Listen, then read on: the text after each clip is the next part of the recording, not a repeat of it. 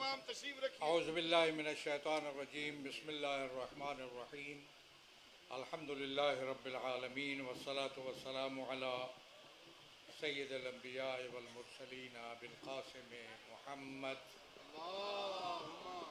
اما بعد فقد قال اللہ تبارک و تعالی ان تنصروا اللہ ینصرکم ویثبت اقدامکم. عزیزان گرامی، سب سے پہلے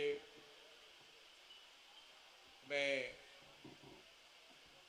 شکریہ ادا کرتا ہوں حضرت آیت اللہ حافظ سید ریاض حسین نجفی دامت ذلو اور مفسر قرآن علامہ شیخ محسن علی نجفی جو میور ہیں اس کانفرنس کا مؤسس ہیں، ان کی سرپرستی کا، اور پھر آپ حضرات جو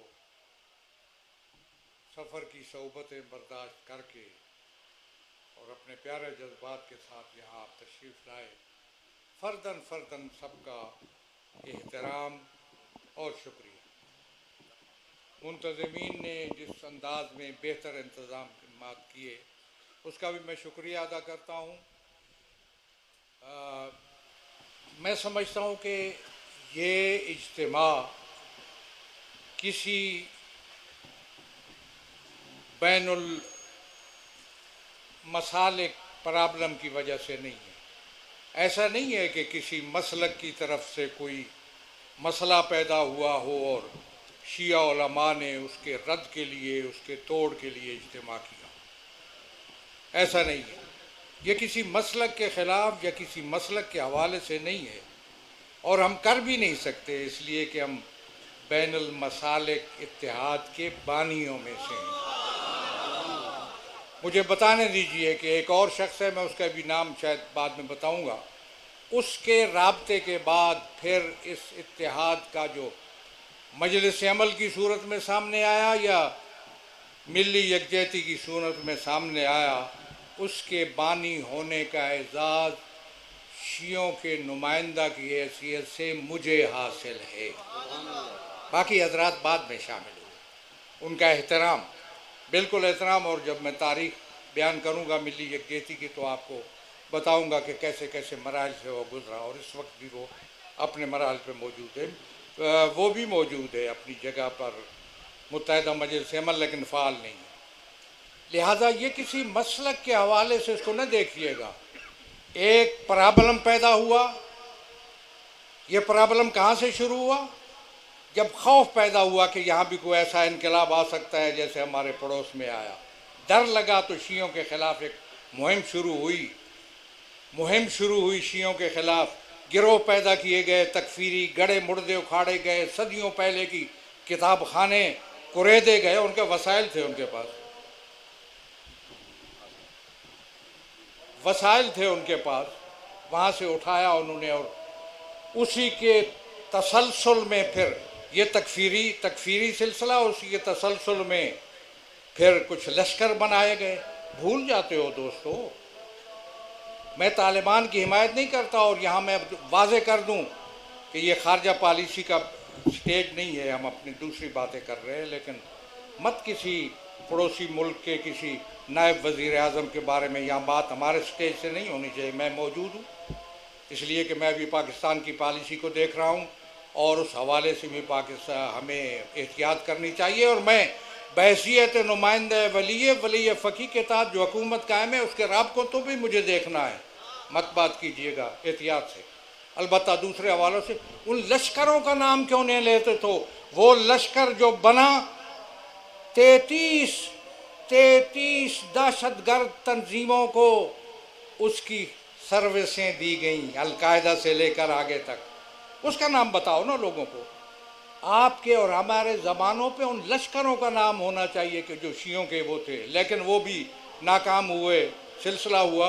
اب میں سمجھتا ہوں کہ تکفیریوں کو استعمال ایک تو بہانے کے طور پر استعمال کیا جاتا ہے کہ فلاں جی اعتراض ہے. کسی کو کیا اعتراض ہو سکتا ہے؟ میں پاکستانی ہوں، میرا حق ہے، میرا بنیادی شہری آزادیاں مجھے آئین مجھے حق دیتا ہے. میں کسی کے روکنے یا رکاوٹ ڈالنے سے وہ رک نہیں سکتی. وہ بہانہ یا یہ جو چند بیہودہ لوگ بیٹھ کے کہتے ہیں کہ اذان کے بارے میں 76 کی PLD میں دیکھیے ہمارے حق میں وہ فیصلہ ہے. میں ادھر جاتا ہی نہیں ہوں. میں سمجھتا ہوں کہ ولایت امیر المومنین پر کوئی ایسا چیز نہیں آئی جس کی وجہ سے یہاں موضوع بنایا جاتا. بن گیا تو ٹھیک ہے، لیکن مسئلہ ہے کہ اس وقت شیعوں کے ساتھ جو زیادتیاں ہو رہی ہیں سرکاری اہلکاروں کے ذریعہ، میں کہتا ہوں رویے بدلو، بدلنے پڑیں گے آپ کو. یہ رویے قابل قبول نہیں ہے. میں کوئی دھمکی نہیں دیتا، میں محاذ میں نہیں ہوں، میں غیر قانونی بات نہیں کرتا. ہم کل اس ملک کے حکمران بننے والے ہیں، مجھے ذمہ داری سے بات کرنا ہے. بن سکتے ہیں. اس لیے میں ابھی متوجہ کر رہا ہوں کہ رویے بدلو. یہ رویے اس حوالے سے پاکستان کے میں محب وطن ہونے کی اپنے پر کوئی اصرار میں نہیں کر سکتا. میں کس کو تسلی دلاؤں کہ میں محب وطن ہوں؟ میں کسوٹی ہوں، میں پرکھوں گا لوگوں کو کہ کون محب وطن ہے. اس لیے مجھے اس بات کی اس طرف میں جاتا ہی نہیں ہوں. میں سمجھتا ہوں کہ رویے بدلنے پڑیں گے.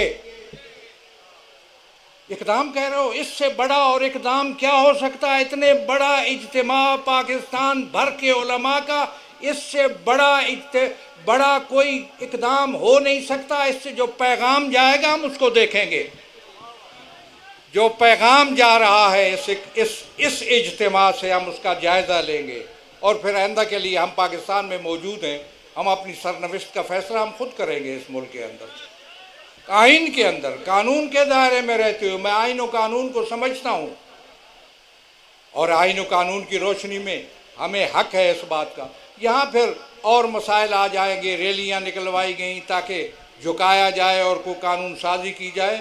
ان ریلیوں سے، ان حربوں سے کسی مکتب کو جھکانا، میں سمجھتا ہوں کہ یہ غلط فہمی ہے اور غلط انداز ہے. اس انداز کو بھی بدلنا چاہیے. اور میں دوسرے لوگوں کو متوجہ کرتا ہوں کہ جو اس حوالے سے تشیع کے حقوق کے حوالے سے کوئی دوسری نظر رکھتے ہیں. مثلا مولانا بیان کر رہے تھے قوانین کی، اس میں بھی میں نے دیکھا ہے. اس لیے میں سمجھتا ہوں کہ یہ اقدام ہے، بہت بڑا اقدام ہے. اس اقدام کے اثرات کو محفوظ کرنا اور آگے بڑھانا اور حاصل کرنا ہماری ذمہ داری ہے. کیسے ہوتا ہے یہ آگے ہم اس کو منتظمین کو میں کہتا ہوں کہ اس کے لیے آگے پروگرام بنائیں. پھر اس کے بعد جیسے کہ فرمایا گیا یہاں پہ کہ چہلم سید الشہداء آنے والا ہے، اس کو بڑے بھرپور طریقے سے منائیے اور عزاداری سید الشہداء کے حوالے سے ایک اور نمونہ اور مثال قائم کی دی گئی پاکستان کے اندر. بھرپور انداز میں چہلم منائے.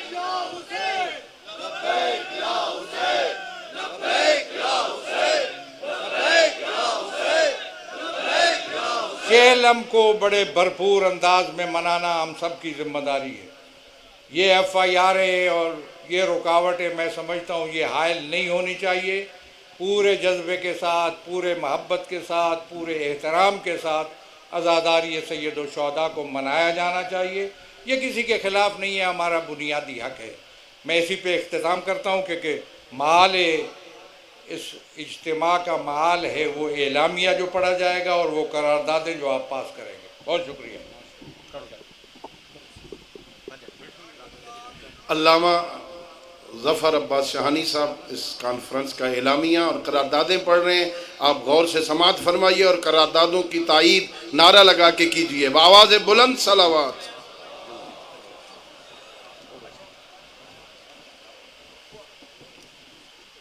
بسم اللہ الرحمن الرحیم.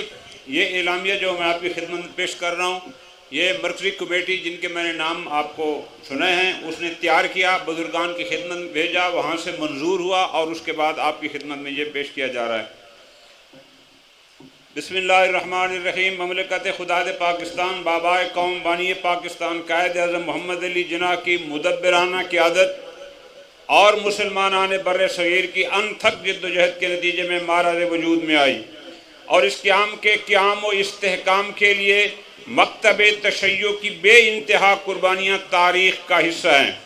ہمیں فخر ہے کہ وطن عزیز کا آئین تمام مسالک اور مذاہب کے ماننے والوں کو آزادانہ طور پر اپنی عبادات اور مذہبی رسومات کی بجا آوری کی اجازت دیتا ہے۔ مکتب تشیع کی عبادات مذہبی رسومات کی بجا آوری ان کا بنیادی آئینی شہری حق ہے، جبکہ ولایت امیر المومنین علیہ السلام اس مکتب کی بنیادی اساس ہے اور عزاداری سید الشہداء علیہ السلام اس مکتب کا مظہر ہے۔ ہمارے پیارے وطن کی بنیاد دین اسلام ہے اور اسلام ہی کو آئین پاکستان میں سپریم لا قرار دیا گیا ہے۔ تاہم ایک عرصے سے سرکاری اہلکار مخصوص ایجنڈے کے تحت مکتب تشیع کی عبادات اور مذہبی رسومات میں بے جا غیر ضروری اور غیر آئینی رکاوٹیں ڈال کر اس وطن عزیز کو کمزور کرنے پر کاربند ہیں اور اپنے مذمومانہ اقدامات کے ذریعے مکتب تشیع کو براہ راست نشانہ بنا رہے ہیں اور وطن عزیز کے فداکار محب وطن وابستگان مکتب تشیع کو دیوار سے لگانے اور انہیں ان کے بنیادی آئینی حقوق سے محروم کرنے کی سازشوں میں تیزی لا رہے ہیں۔ مکتب تشیع کے خلاف ان مذموم سرگرمیوں کو تیز تر کرنے میں قانون نافذ کرنے والے ادارے اور انتظامیہ بھی شریک کار نظر آتی ہے، اور اس طرح ادارے اپنے متعصبانہ طرز عمل کے ذریعے دہشت گردوں کی حوصلہ افزائی کا سبب بن رہے ہیں۔ چنانچہ دیگر حالات و واقعات کے ساتھ ساتھ ملت تشیع کے خلاف تازہ ترین اقدامات نہایت قابل مذمت ہیں۔ ان پر توجہ فرمانا۔ نمبر 1، متنازع قانون سازی کی کوششیں۔ عزاداری سید الشہداء پر غیر قانونی بلا جواز پابندیاں، شیڈول 4 کا بلا جواز اور غیر قانونی استعمال اور سنجیدہ علماء و ذاکرین پر ناروا پابندیاں، یکساں قومی نصاب تعلیم کے نام پر متنازع نصاب کی ترتیب، مکتب تشیع کے خلاف سرگرم عمل تکفیری عناصر کی فعالیت کی حوصلہ افزائی، زائرین کے لیے مشکلات کی حامل پالیسی۔ ہم حکومت وقت اور ارباب بست و کشاد پر واضح کرنا چاہتے ہیں کہ مکتب تشیع قیام پاکستان کے وقت سے اب تک وطن عزیز میں جذبہ حب الوطنی کے فروغ اور اتحاد بین المسلمین کے لیے سرگرم عمل رہی ہے، اور ہمارا موجودہ اجتماع واضح کرنا چاہتا ہے کہ مکتب تشیع داخلی وحدت اور اپنے آئینی حقوق کی پاسداری کے لیے پوری طرح متحد ہے۔ ہم بحیثیت مکتب موجودہ آئین شکن اقدامات پر شدید تحفظات رکھتے ہیں اور ان اقدامات کو وطن عزیز پاکستان کی سالمیت کے لیے ایک گہری سازش تصور کرتے ہیں۔ ارباب اختیار پر واضح کرنا چاہتے ہیں کہ مکتب تشیع کے خلاف ہونے والی ہر سازش اور اس کی عبادات اور مذہبی رسومات بالخصوص ولایت حضرت امیر المومنین علیہ السلام اور عزاداری سید الشہداء کی بجاوری سے متصادم کسی بھی غیر آئینی غیر قانونی اقدام کو کسی صورت میں بھی کامیاب نہیں ہونے دیا جائے گا۔